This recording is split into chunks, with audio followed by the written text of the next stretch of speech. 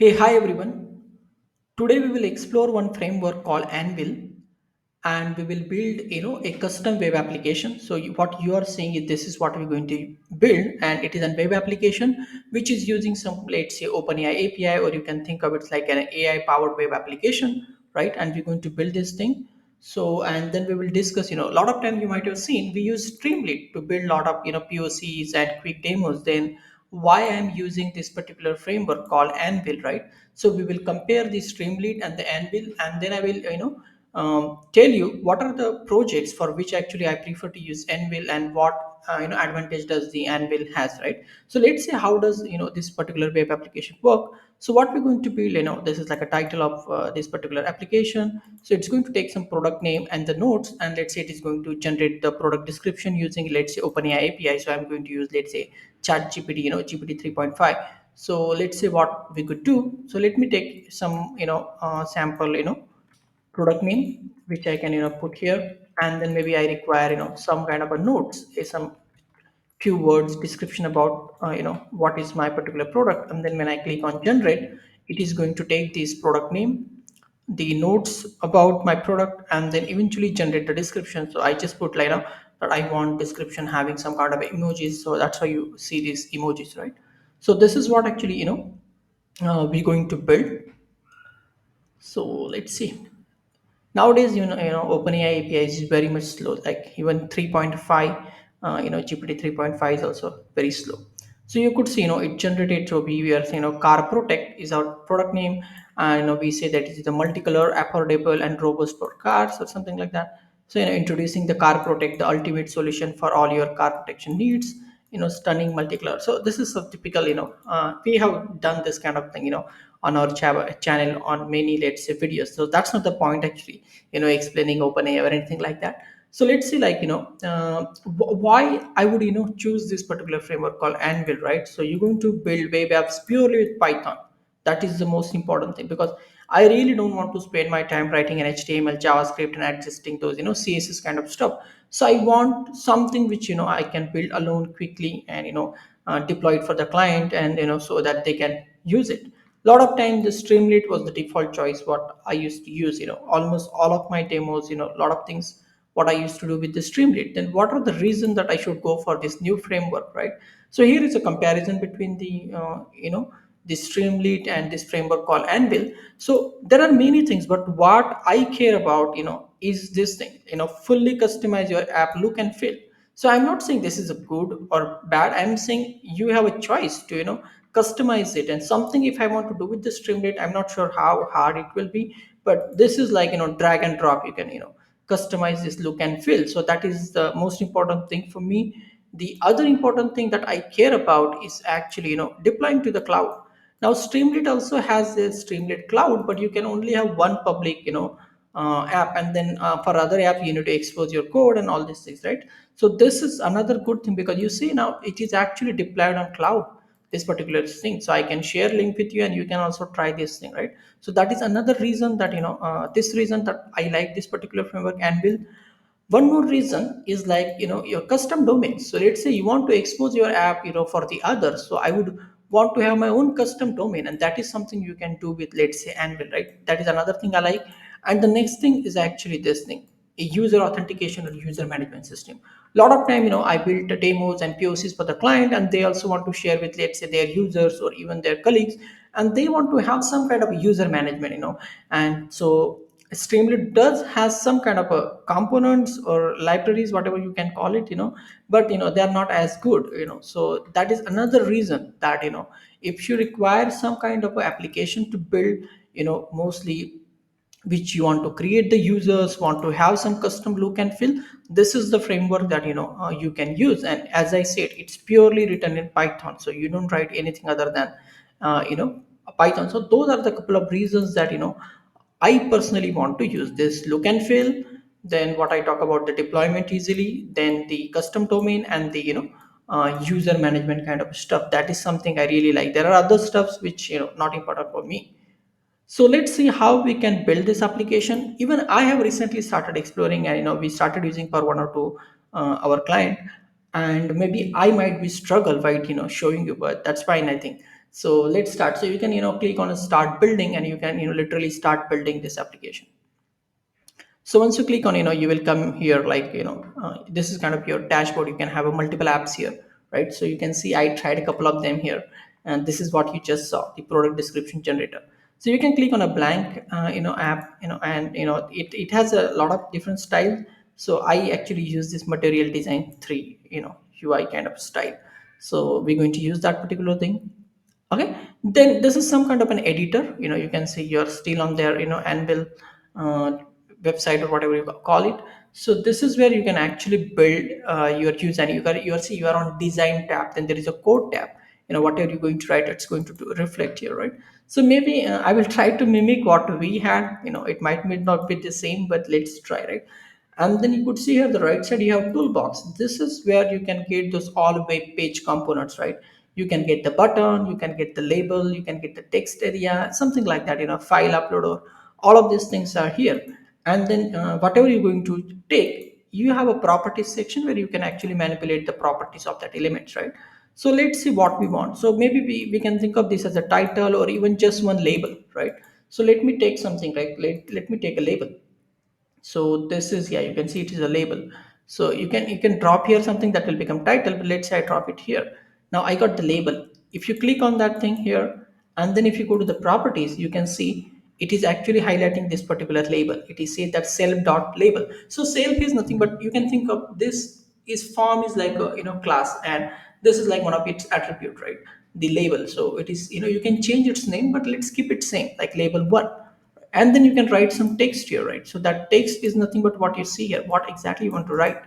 So let's copy this thing, that what we want to build. And you could say, right? And so we put the text, and you can see there is a lot of properties that you can play around. Maybe you can see appearance. If you click on more, I think you can change the background color. You can border, foreground color, and all of these things you could do. Maybe I think, let's say these are the layout, container, background. Do we have anything related to the font here? Maybe here you could go the text properties, right? If you click on the text properties here, yes, you can align it. So let's align it center. Yeah, that's what we have. Now what else we could do? We can make it bold. Yeah, maybe the font size, I think that is good enough. You can play around it.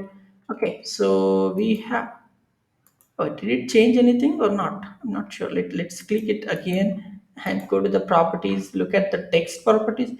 Yes, the font size is 30. Maybe, let's see how it will look. So you can run this application. You can actually click here and, run in a new tab. And let's see. Oh no, this font doesn't look like a 30 or something. Maybe, yeah, maybe we need to restart our app. Let's see. We need to restart this app. Oh, it is still not a 30. Did we select properly? This is what our label. Let's go back here. Yeah, it is a bold. Is this 30? It looks smaller. And visible. What else we have it? Any other thing we could do? What if we do the 100? Doesn't seems to be reflecting. Okay, let's stop it and then run it again. Oh no, something, I think something is missing. We will see whether, on the way we are able to figure it out what exactly missing here. Maybe I need to check the label. No, this is not. If I click here, what I'm getting, this is label here. So this is what, getting a label. Maybe what if I remove the bold? I don't think it has to do anything with that.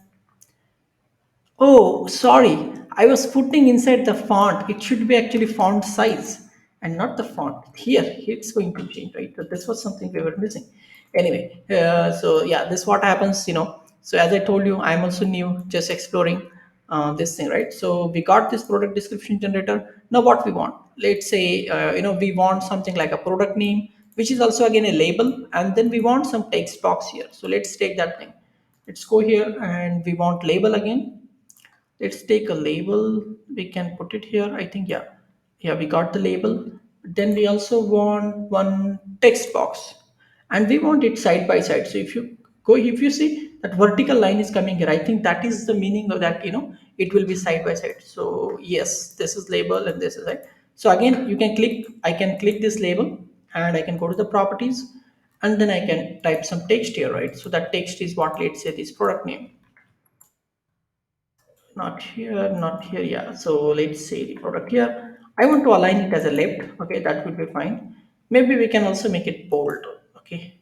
Font size, let it be whatever the default thing what we have, right? And let's click on a text box. Again, you can go to its properties, and then we can write something for a placeholder, right? So maybe we can say, enter product name. Right? That's what we have, and maybe all things are good.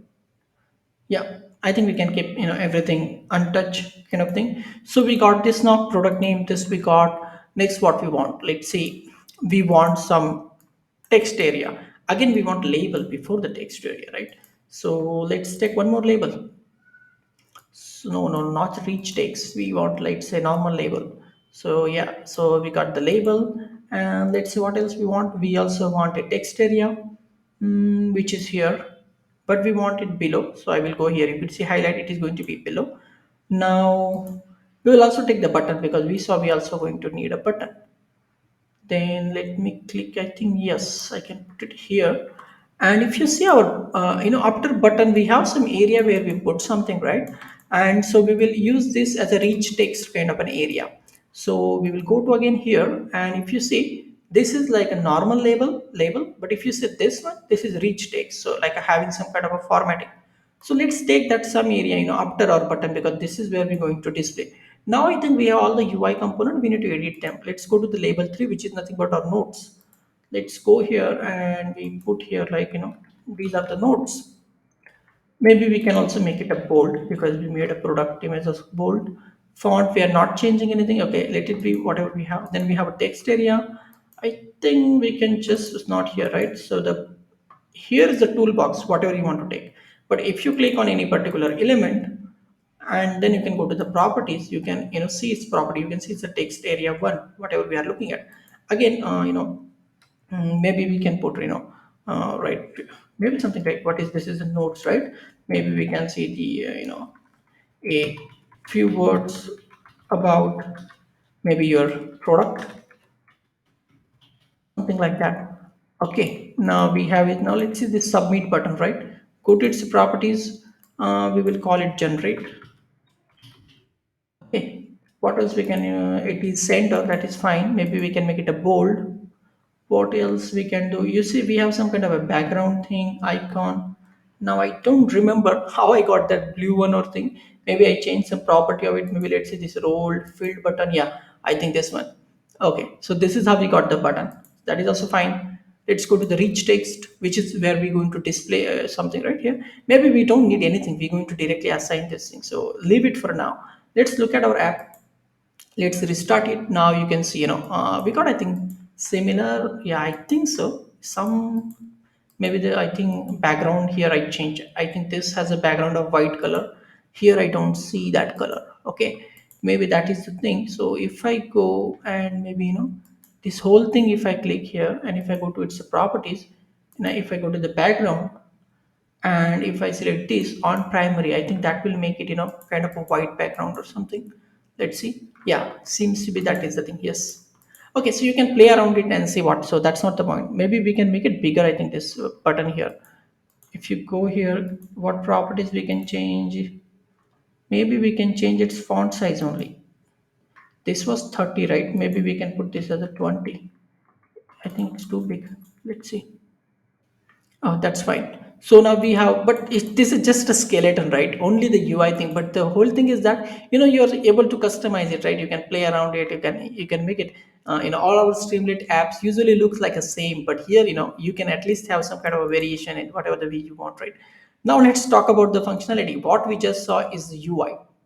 If you go to here, we are still playing, but then there is a code also associated. So whatever we have done, that you can find that code here, actually, and we can attach some functionality to it, right?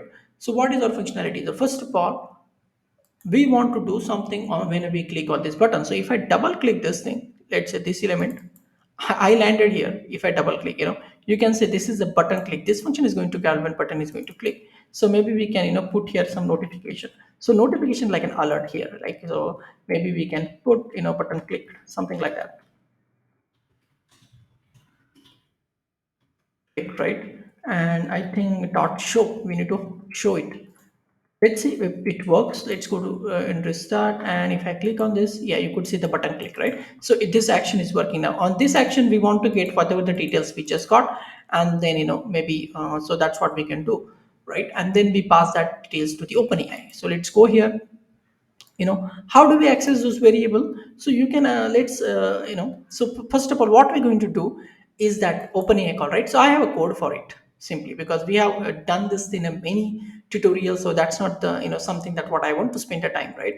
So we have a simple let's say OpenAI call, where we're going to generate description based on input. And if you look at what is our prompt, if the prompt is the simply you are a product description generator, I want it to generate the multi-paragraph rich text, which also uses emojis and some kind of thing. What I given that, I provide you some information about the product. That's what the simple, prompt. And then eventually, whatever the input user is going to pass, right? I'm going to just append that input to the messages array of the chat GPT or whatever the chat API. And you see, I'm using GPT 3.5, and then we are calling the completion endpoint. We are getting response from the OpenAI, and eventually I'm getting whatever the reply, that product description generated. So very basic, if I run this thing, right, this is what we have to see. So see what I'm passing. I'm passing product name, and then I have notes, and then I create this as the input string saying that the product name is this and the product notes are notes, right? So this is what actually we are passing to ChatGPT or OpenAI, right? And this is what it's going to generate. So let's copy this functionality and put it into the Anvil. So what we need a product name and the notes. So let's create those variable. So here we know the button click, right? So if you go, we know that all of these things are attached to that self because it's like a class. So if you do self, dot something, you can see all of those things are coming. But what we want actually, maybe we can go and check their names. So we want, hey, what is this rich text? How does this game? Something I think we created earlier. Maybe is this our application? Yes, yes. Or is it this one? Yeah, I think this one, right? How come this came here? Let me see. This is your product name, right? This is the text area we wanted. Enter your product name. How come this came? Not sure. Maybe we can simply delete this thing. We don't want this thing, right? Yeah, we just want this thing. So what we have, if you see what its name, maybe you can go click on here and you can see the first name is the text box one. What about this? This is text area one. So those are the two variables we care about. Now let's go to the code, text box one and text area one. That's what we want. So here I go to the design, click on the generate button, and maybe save dot we just saw, right? The text box one, which is our product name, dot, it's a text property what we want. And then next we want nodes, which is nothing but self dot, what is the thing we care about? I think it is a text area one, right? And then again it's a text property. So we got this particular thing. If you want, we can even display the same way what we display, right? And maybe we can create that string here, right? This is the input string we want to create. So let's copy this thing and we create this thing, and maybe we just for now we can just maybe we just show this as an alert. That means someone put this information, right? Let's say restart the app. Okay, we have this thing, and again I'm not interested to type. Just copy paste this thing, and let's click on generate, and you see the product name is this and the product notes are this way. So this is what, but now we need to pass this to, let's say, the OpenAI, right? To do that thing, so in the Anvil, right, so we require a custom a custom package. Let's say the OpenAI is a package what we want to use. So how to do that thing? So if you go to, I guess if you go to the settings, and in the settings you can see the dependencies. So in the dependencies you can add some dependencies here, or if you go to, let's say, the Python versions, yeah, here you could change some Python version, like standard data science kind of libraries you will have here. And let's say I'm using this base Python 3.10. This is something we can go and check the Python versions. But what we want in the Python version, we want to install some package. So let's type OpenAI here. OpenAI, right? This is something we want to, so I don't care about the version. Let's say click add. Now it will install, or I think it has installed this OpenAI thing. And one more thing I want to tell you, this this Anvil has some kind of a pricing. So if you look at, so you can have this free version with whatever the you can create many apps you can host. But for custom domain, right, there is a pricing if you want to have custom domain. And even to install the package, if you see, if you want more Python libraries what they don't have, right, you will require a personal package or something like that. And again, you can export this code and you can also run it on your own VM or locally. They have something called Anvil runtime or something that you can use, which is open source, right? So here I'm going to just show you how to do on their platform. So maybe I just had this trial, so to just try, right? But I think if I'm hosting something, I'm okay to pay, let's say $15 or something, if it makes my life easier, right?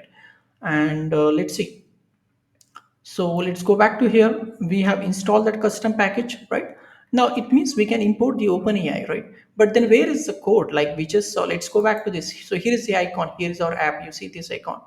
And this is our form, which is, you see the client code, which is nothing but your UI. But then you can also see there is a server code. You can write some backend logic here. And this is where our backend logic is going to, so when we get this, all this information from the UI, we need to send it to this backend code where we could run a lot of stuff. So let's add the backend module, and you could see it is like a import anvil.server. So here we can put, our backend logic here. So let's import whatever we want. We can import it here. And if you see, if you want to, if you uncomment this part, you can see if you want these functions to be callable from your client side, it needs to be add this decorator or something called Anvil server dot callable, right? This is something we need to use. And I think, do I remember the syntax of calling it?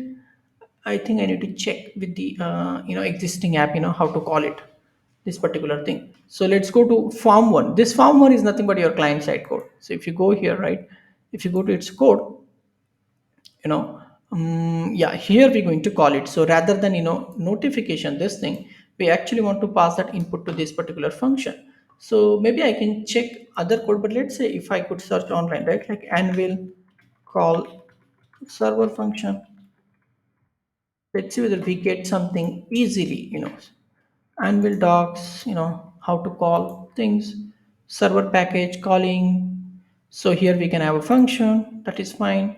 Yeah, button when let's say someone click, yeah, this is we're going to call anvil.server.call, and the name of the function that we just created, and we can pass some argument to that function. Okay, so this is something we're going to call. But before that, we will copy our function. Where is our function? So our GPT code is here. We just require one function, right? Let's copy everything what we have, because now we have the server code of whatever that, server module. So in the server code, I click on server module, and let's replace this thing with what we have, right? This thing. And we know that we need to put some decorator, right? What was the decorator? Let's copy the decorator, server dot callable. So let's take that thing, anvil.server, make it server.callable, so that we can call it. It is going to take input because it is the same function what we just saw, which was in the collab notebook, right? But we need to call this thing, and we just saw to call this thing we can use anvil.server.call this thing. Did we copy this or not? Let's see. If you go to the form one, go to the code. No, we didn't copy, right? So we're going to now call this thing anvil.server.callable. What is our function name? Our function name is this. What was that? Generate description is our function name. So let's copy that name. We want this, and then we want to pass input. We have only one actually input, because we are actually creating some string and then passing, rather than passing product name and the nodes individually, right? We are passing input. I think that's what we need, and then we should get something back. So let's say we got description back. Now, just like we are able to get values from the text box or something, we can also assign to it, right? So we know we have rich text. So self dot some rich text too. I think it is text too, because text one we just deleted, right? So if you're not sure, you can go to the design, and you know that this is our thing where we want to see. If you go to the properties, it is rich text too, right? So let's go back to again the everything is happening when we are. So if you forget where we are, you can double click on the generate button, because this is where the functionality is, right? I don't want this split. Just go to the code section. Whenever this button click, we got the description, rich text dot. So just like the text box has a property called text, I think rich text has a property called content. So we can change its content, and that content will be something directly coming from this whatever the OpenAI thing. Okay, I think all good. It should work. I think so. Button one, we call our own function, which is coming from our server module, which we just declare a plain Python function with just decorator so that it can be accessed from form one. And there is one syntax called Anvil Server.call, which function we want to call and what input we want to pass to that function. All good. Let's restart this app and maybe we can try. Let's try again, whatever this thing. Maybe I'm boring, I'm just using that same thing, but you can try with some different names and something kind of thing. You know, let me copy this thing.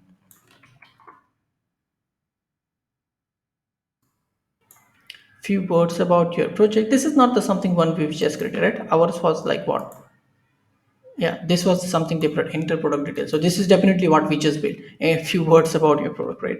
So let me do this thing, multicolor, table, something proposed, or maybe I would say multicolor, lightweight,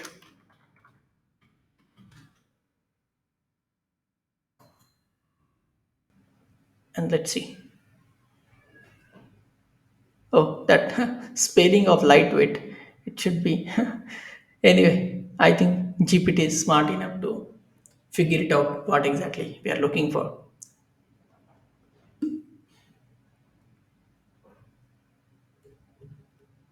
Okay, I think it's taking time.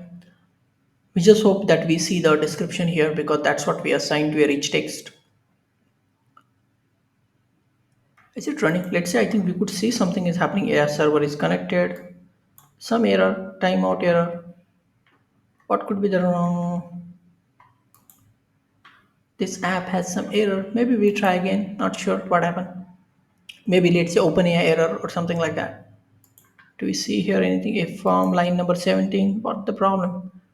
Anvil.server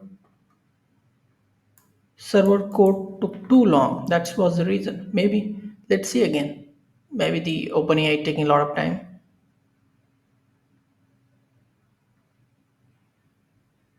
Yeah, it was taking time. That is the reason. But now we got the description, which is let's say multicolor, not multicolor, sorry, multiple paragraph, because that's what we mentioned. And we also mentioned that it should include the emojis, right? That's what we. You can increase its font also. Maybe you go to the again design section, and yeah, you can go here, and if you go to the properties, you should have it's a font property also. This is appearance, right? It should be here somewhere. No, this is the background. Maybe where is the other properties? Yeah, text properties, right? Here you have font size. Maybe 30 was too big. Maybe the 20. No, this is 20, I guess. Maybe 14. Not sure whether the 14 is the same thing. Anyway, but let's not waste time on that. You can just increase that font, right? Now what is next thing is that we want to deploy this application so that others can access it, right? Our product description generator. So you can see, let's stop this application, and you can see the publish button here. You can literally publish this application. So publish this app so that you will get some URL. I think it got published also, and this seems to be an URL.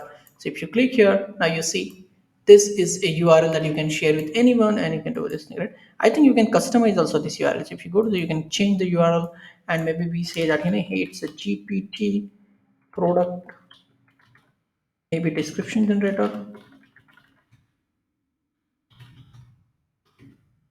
I think so. Let's see. Yeah, and let's click here. Oh, you got the new GPT product description generator, right? So this is what we have the app. Now let's try again, because we just publish it, right? So publishing was, so that is something I like about this thing, right? You quickly just publish, and you could actually do what do I say? Yeah, you could use actually your custom domain also. So switch to custom domain, like you might want to have your own domain, right? But let's say this is what we, not this one, right? This one. Let's try now again. Where is the other car protect? car protect, and maybe I just want for cars notes. Okay.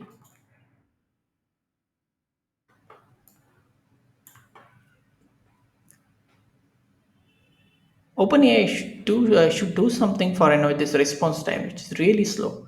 A lot of time we face this rate limit error, or server is overloaded and all these things, right? They should work on it.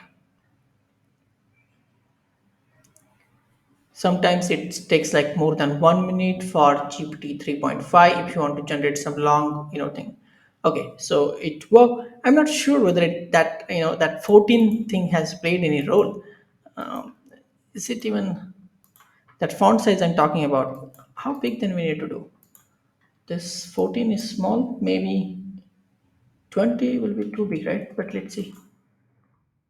But yeah, that's all. I think this is what I wanted to, show you guys, right? So this is what we have. I think we again need to publish or what? Maybe if we change something, we need to maybe change. Yeah, then or let's do something. So yeah, you can try explore this thing. It's called like an anvil. You can go read more about it. They have tutorials also. It takes some time to get familiar again. That's what I was struggling, right? But then they have tutorial that you can go through all of these details and try using build some custom web application, and let me know whether you find it interesting, and if you have any ideas for the next video, something which I should cover related to, let's say, NLP, or related to even the Anvil, because we are using it for now many use cases, right? So I hope you found this video useful. Thank you.